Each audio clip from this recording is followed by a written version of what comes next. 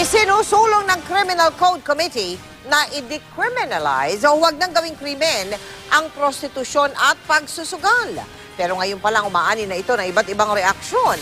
Nakatutok si Lia Manyalak del Castillo. Karaniwan ng balita ang mga raid sa mga illegal na bar kung saan talamak ang prostitusyon ng kababaihan. Pero sa bagong ipinapanukalang criminal code na papalit sa 1932 Revised Penal Code, nais ma-decriminalize o hindi na ito gawing krimen sa ilalim ng batas. Prostitution might be a candidate for deletion.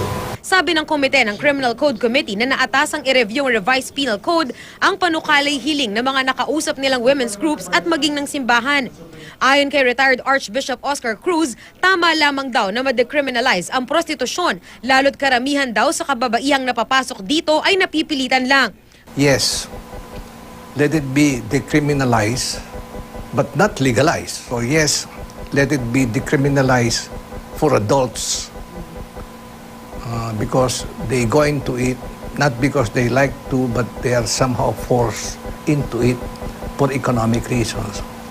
But maintain the criminality of prostitution as far as minors are concerned.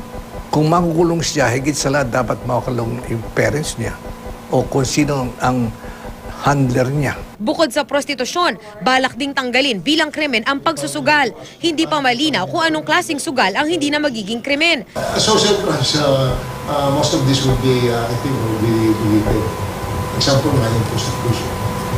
Then, I don't know kung gambling baka mawala din yun. So, these are being committed just because of poverty.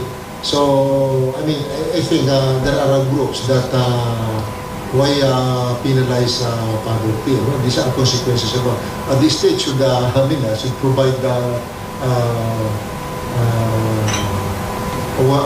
job for them not to penalize.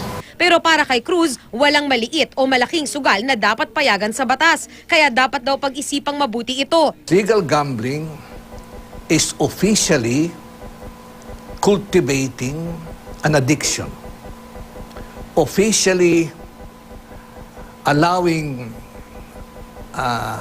couples to break up.